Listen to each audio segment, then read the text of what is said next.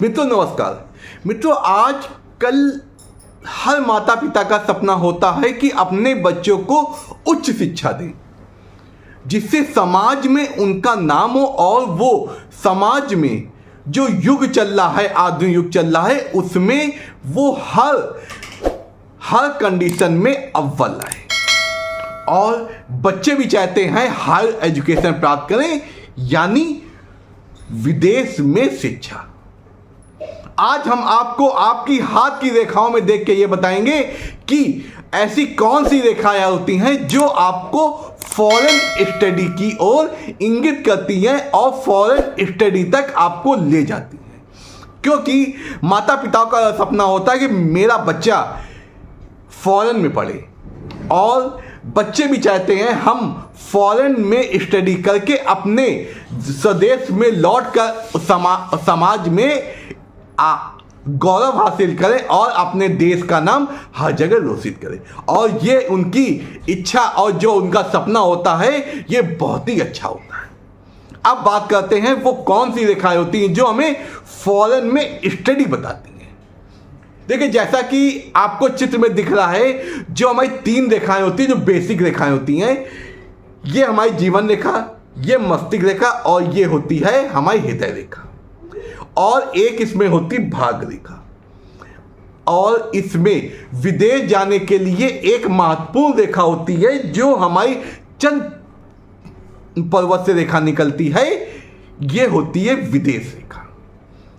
इन रेखाओं के बारे में इसलिए बताएं क्योंकि जब तक आपको मेन रेखाओं के बारे में जानकारी नहीं होगी और किन रेखाओं का इसमें समावेश होने वाला है, वो बहुत ज़्यादा इंपॉर्टेंट है।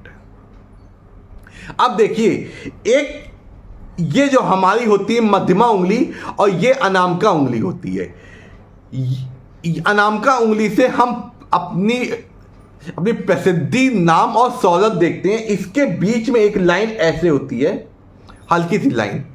ये लाइन हमको दर्शाती है उच्च शिक्षा।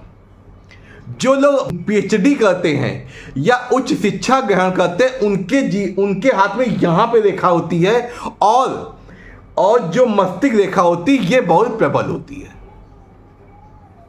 जैसा कि आपको चित्र में दिख रहा होगा, अगर आपके हाथ में यहाँ पे रेखा हो, विद्या रेखा है, और ये जो मस्तिष्क रेखा है, ये या तो इधर की ओर नीचे की ओर घूम जाए आपकी चंद्र पर्वत की ओर, या इसमें से कोई एक शाखा निकल के चंद्र पर्वत तक जाती है, तो ऐसा व्यक्ति मस्तिष्क का बहुत धनी होता है, बहुत ज़्यादा बुद्धिमान होता है, क्विक लर्नर होता है। उसके अंदर ऐसी काबिलियत होती है, वो चीज़ों को बहुत जल्दी परख लेता है। और जब ये मस्तिष्क रेखा चंद्र पर्वत तक जाती है, तो उसके विदेश में शिक्षा प्राप्त करने के योग बन जाती है।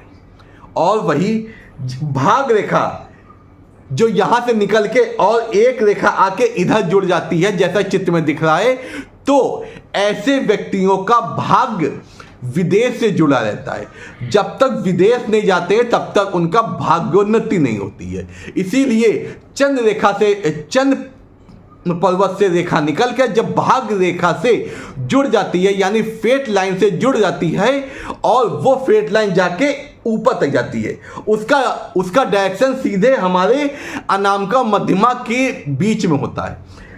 यहां तक ना आ पाए तब भी, लेकिन वो अगर उसका डायरेक्शन इधर की ओर होता है, तो ऐसे जातकों में विदेश में शिक्षा, विदेश स्टडी की रेखा बन जाती है और उनका विदेश में भाग्य उत्पन्न होता है। और विदेश में जब तक वो नहीं जाते हैं, तब तक उनका भाग्य नहीं उज्जवल होता है।